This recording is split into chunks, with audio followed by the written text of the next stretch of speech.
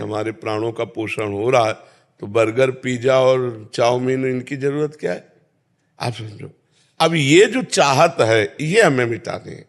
भगवान की कृपा से अगर घर में बढ़िया हमें दूध, रबड़ी, रसगुल्ला मिल रहा है तो जय जय आपकी, और अगर नमक रोटी मिल रही तो जय जय आपकी। पर जरूरी है विषय, प्राणों का पोषण करने के लिए अन्न, वायु, जल जरूरी है।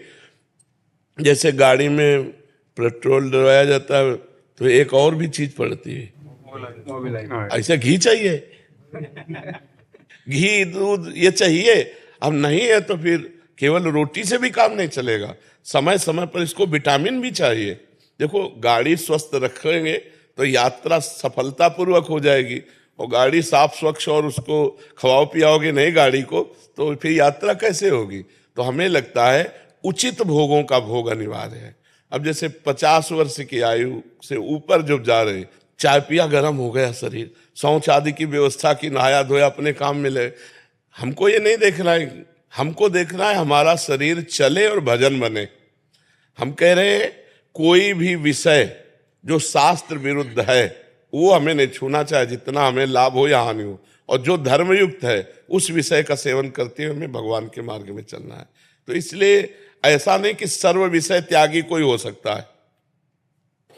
महाराज जी, मन और आत्मा की बात में कैसे अंतर है? मन प्रकृति का और आत्मा चिदानंद है, अंतर ही अंतर है।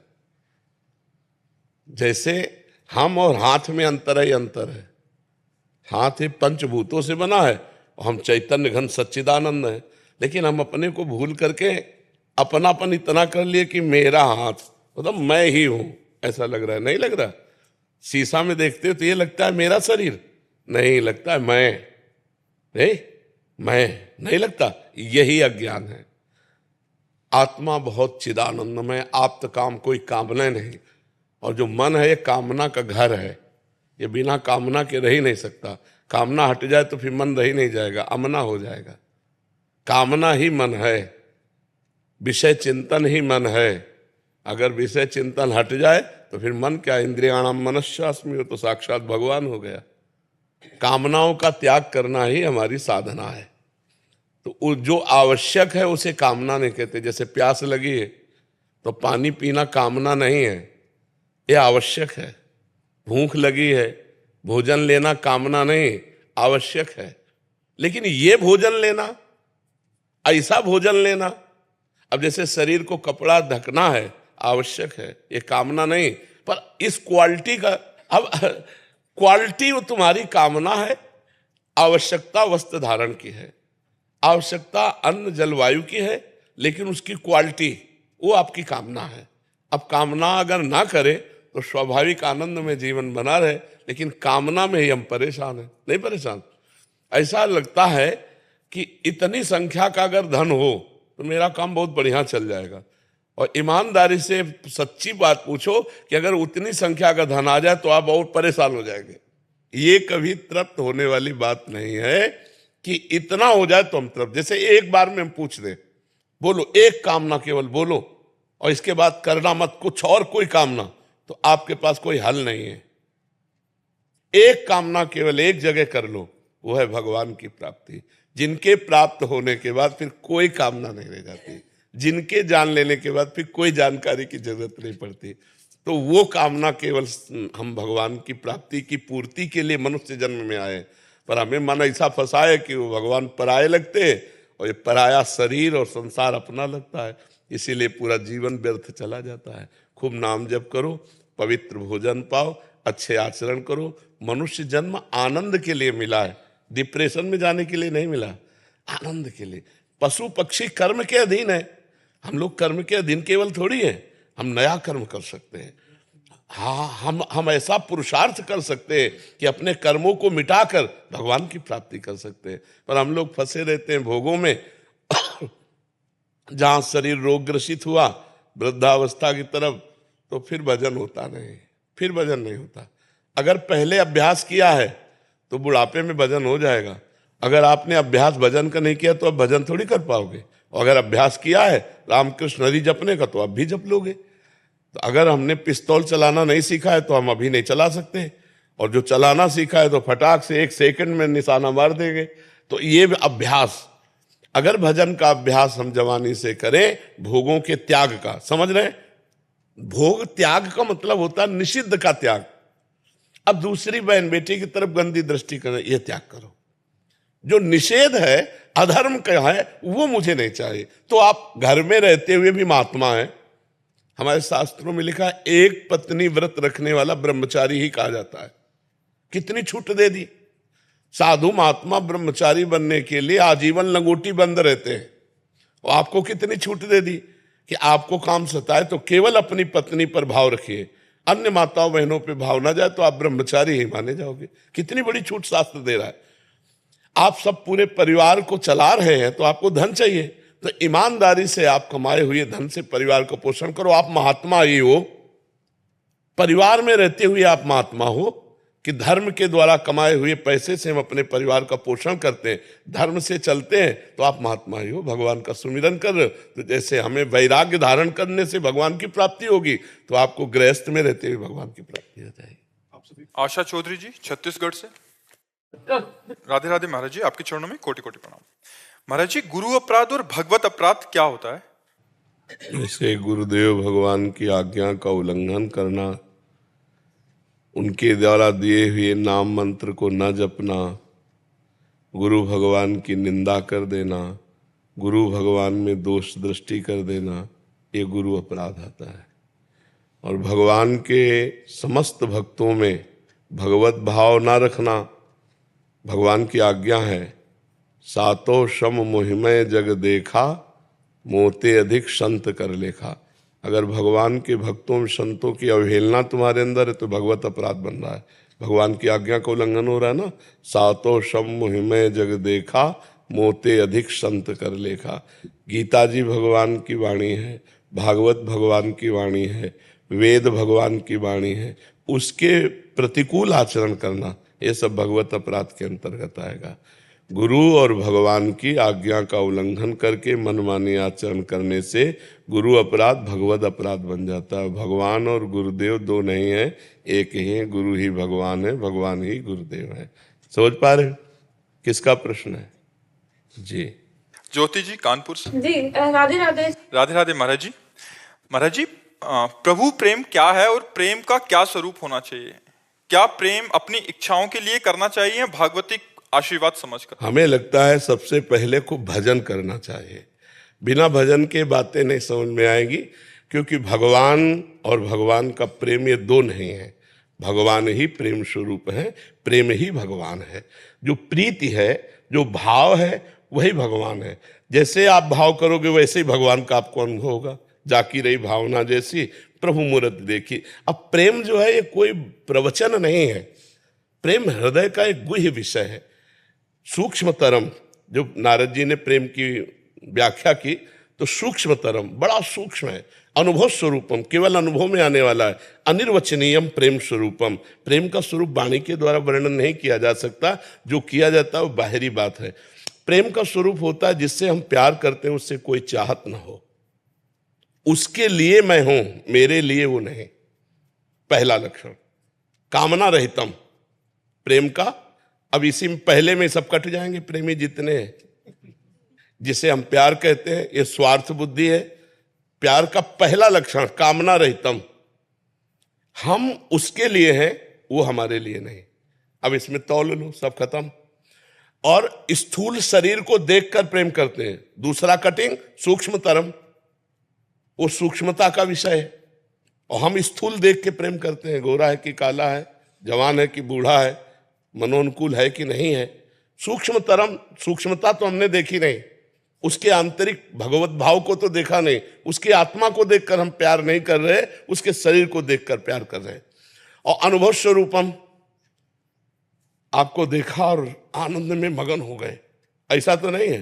क्रिया स्वरूपम, आपका प्रेम क्रिया स्वरूपम। और यहां प्यार क्या माना जाता है? बस देख लिया और देख करके आंसुओं से पुलकित होकर के गदगद कंठ हो गए, उसी में लुंठन हो रहा है, भूमि में रोमांच हो रहा है, प्रेम की दशाएं आ रही। अनुभव स्वरूपम, ये अनुभव स्वरूपम और ये क्रिया स्वरूपम। और ये जो भागवतिक प्रेम है ये आत्मानंदमय है, इसमें किसी की जरूरत नहीं दूसरे की, और इसमें दूसरे की जरूरत है। ये दो से होता है और ये एक से होता है। ये दो से एक करता है, ये एक में दो भाव आ जाते हैं। हम अपना भाव भूल करके स्त्री और पुरुष भाव में आ जाते हैं। और प्रेम गलियति सांकरी तामे दो न समाये, ब्रह्म नहीं माया नहीं, नहीं जीव नहीं काल, अपनी हु सुदिना रहे हो, एक रहे हो नंदलाल। ये प्रेम की स्थिति होती है। अब इस प्रेम को पाने के लिए पहले डट के भजन करो। भजन होगा नहीं तो प्रश्न उत्तरों से लाभ ज्यादा नहीं मिल पाएगा। भजन करो, खूब नाम जप करो। करती हो नाम जप? बहुत। हाँ, खूब नाम जप करो, और इतना नाम जप करो कि नाम जपते जपते रोना आने लगे, और भगवान से मांगो कि मुझे नाम जप दे दो। नाम जप करते हुए नाम की इतनी भूख बढ़ जाए कि आपसे जैसे कोई पूछे नाम जप करते हो तो आप रुक जाओ, कि वैसा तो नहीं होता जैसा होना चाहिए। उत्तर क्या होना चाहिए? जैसे उत्तर आया बहुत जप करते हैं, ये बताता है कि अभी नाम की चोट नहीं लगी। नाम की जब चोट लगेगी भजन की, तो ऐसे हो, एक लंबी सांस खींचोगे और कहोगे वो तो नहीं होता जैसे होना चाहिए। जैसा होना चाहिए वैसा। ये पूरे जीवन भूख बनी रहती भजनानंदी की। पूरे जीवन रात दिन भजन करने पर भी एक पीड़ा है कि हमसे भजन नहीं होता। आश्चर्य मानोगे, रात दिन भजन होने पर भी एक पीड़ा है कि हमसे वो भजन नहीं होता जो होना चाहिए। और वो इसी में विकल होकर के रोता है, इसी में प्रभु से मांगता है, प्रभु मुझे भजन दे दो। रात दिन भजन में डूबा हुआ, फिर भी भजन। ये है सतमार्ग भजन का। तो खूब नाम जप करो, भजन करो, तब प्रेम को समझ पाओगे, तब भगवान को समझ पाओगे। पहले मैं भजन ज्यादा करता था, लेकिन नाम जप से शुरू किया। अब सिद्ध हो गए तो नाम जप अब इतना निकलता है कि कोई प्रश्न पूछता है ना कुछ मेरे से, तो मेरे मुंह से राधा निकलता है। देखो, शांत जैसे हुए, अब क्या चल रहा है? बस इसी को इतना बढ़ा दो कि हम क्रिया करते हुए भी, बातचीत करते हुए भी, चलते हुए भी, बोलते हुए भी इसी में बने रहे, तो आप इसका परिणाम देख लेना। आप इसका परिणाम देख लेना। मतलब बहुत कठिन है संसार में, अगर कुछ कठिन है तो वह है नाम जप। आप देख लो, सब लोग देख लो।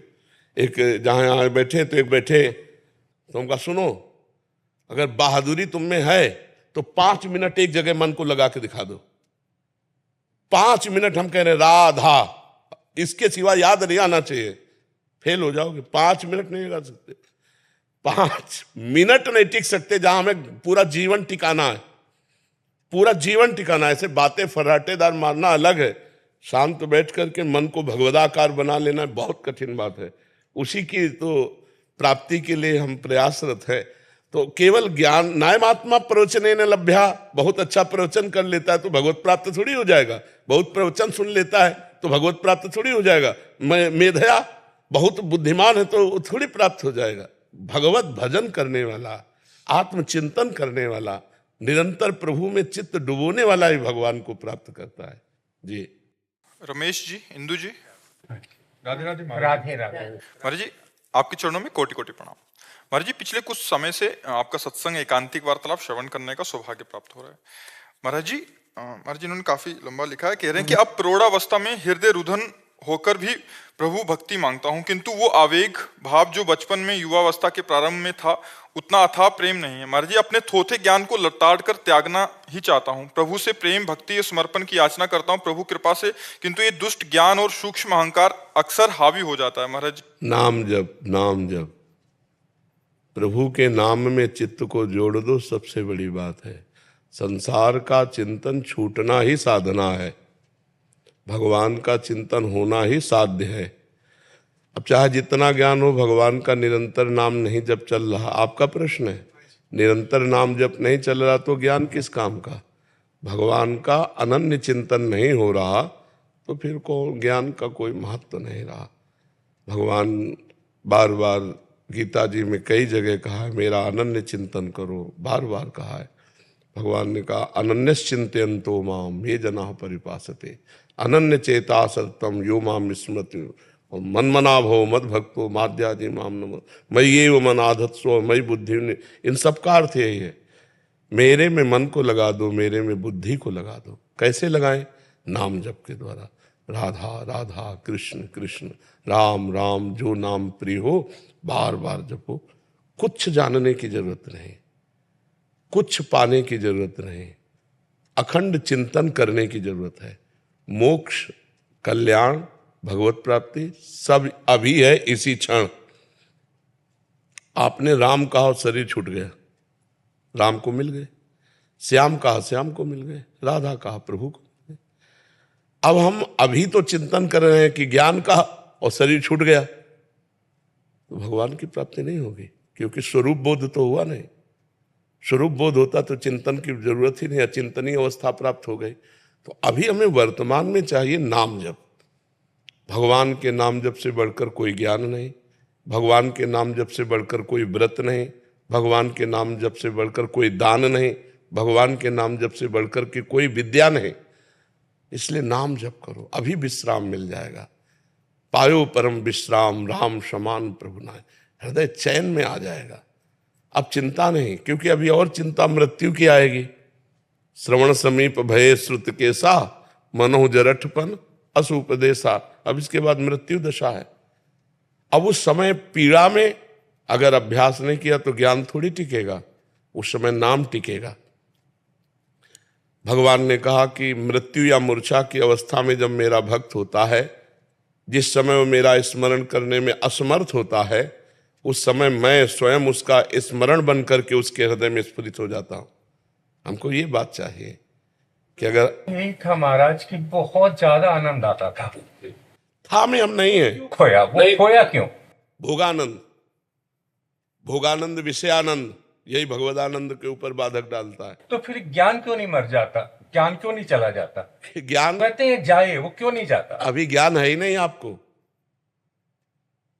अगर ज्ञान हो जाए तो जे ही जाने जग जाए हेराई, जागे जथा स्वपन भ्रम जाई, सोई जाने जेहि देहु जनाई, जानत तुम्हें हुए जाई। कोई प्रश्न ही नहीं। जब जान गए तो कोई प्रश्न नहीं। ये संसार फिर नहीं रहता, फिर ब्रह्म अनुभूति होती है। सर्वम खलमिदम ब्रह्म, सीय राम में सब। क्या सिर्फ कृपा दृष्टि से नहीं हो सकता? आपकी सब ज्ञान, सब कृपा दृष्टि नाम में छुपी हुई है। नाम जब अगर ना करो, अगर संतों की कृपा से केवल बात बन जाए, तो हम किसी को साधन पक्ष में लगने की बात ही ना कहें, केवल ऐसे कह दे जाओ तुम्हारा कल्याण हो जाएगा। लेकिन तुम अगर नाम जप नहीं करोगे, अच्छे आचरण नहीं करोगे, भगवत शरणागत नहीं होगे, तो कहने से कल्याण हो जाएगा क्या? आज तक किसी भी ऋषि परंपरा में हमें बता दो कि साधन न बताया गया हो और साध्य की प्राप्ति हो गई हो। ऐसा नहीं होता। आपको साधन करना पड़ेगा, नहीं तो भगवान सामने खड़े। क्यों कहते हैं अर्जुन से मेरा चिंतन करो तब मेरी प्राप्ति होगी? सामने खड़े हैं भाई। हम तुम तो मान लो, तुम हमें संत मानो, हम आपको गृहस्थ भक्त माने, लेकिन वहां तो भगवान स्वयं खड़े हैं। और फिर कह रहे मन मना भव मद भक्तो माद्याजी माम नमस्कुरु। मेरे मन वाला बन, मेरे में मन को लगा, मेरे को नमस्कार कर, मेरा चिंतन कर। क्यों कह रहे हैं भाई? ये तो करना पड़ेगा। अगर आप भगवत चिंतन नहीं करेंगे तो आपके खाए पेट भरेगा, आपके भजन करने से भगवत प्राप्ति होगी। संत महात्माओं का संग, भजन करने की पद्धति, भजन का उत्साह, भजन का बल, ये प्रदान करते हैं। और भगवत प्राप्ति भजन से होती है। समझ पा रहे हैं आप? बलराम जी, बागपत श्री हरिवंश महाराज जी। महाराज जी, ये मन ही बंधन का कारण है, ये मन ही मोक्ष का कारण है। महाराज जी, भगवान श्री कृष्ण गीता जी में अर्जुन से कहते हैं तू अपना मन मुझ में लगा दे, अनन्य भाव से मेरा चिंतन कर। महाराज जी, मेरा प्रश्न है कि मन की चंचलता और संसार का व्यर्थ चिंतन ऐसे में कैसे छूटेगा? हम कह रहे होने दो, हमें कोई परेशानी नहीं। किसका प्रश्न है? होने दो।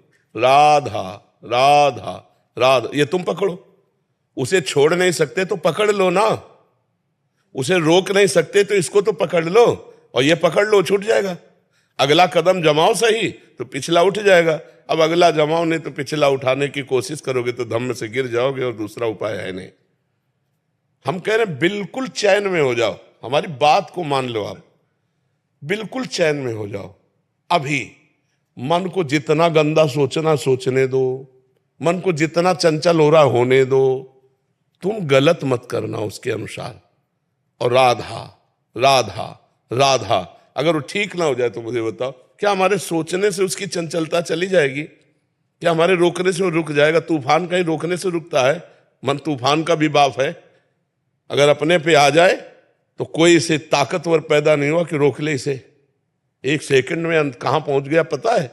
बहुत चंचल, इस चलायमान, इसको रोक सकता है तो भगवान या भगवान का नाम, भगवान या भगवान का नाम। तो भगवान क्यों रोकेंगे? उन्होंने तो बनाया है त्रिगुण माया। अगर उनको रोकना होता तो रोक लेते ना। अब भगवान का नाम रोकेगा। नाम पे ध्यान दो, सब प्रपंच खत्म ना हो जाए तो हमसे बताना। प्रपंच का ध्यान क्यों? इनके मन में क्या चल रहा है? तुम्हें क्या परेशानी? तो तुम्हारे मन में चल रहा है क्या परेशानी? तुम और मन बिल्कुल ऐसे अलग हो जैसे ये हम अलग अलग हैं। तुम मन थोड़ी हो। तुमने इतना प्यार मन से कर लिया इसीलिए वो बर्बाद कर रहा है तुम्हें। थोड़ा उससे अलग हटके देखो। जब संसार में चल जाना नाम एकदम छूट जा हमें। और ये कमी तुम्हारी है, नाम क्यों छोड़ देते हो? वो संसार में गया तो तुम भी संसार चले गए। वो संसार में जा रहा है, तुम देखो आराम से, राधा राधा, जा कुछ करके दिखा मेरे बिना। कुछ नहीं कर सकता मन कुछ नहीं कर सकता आपके बिना प्रभु।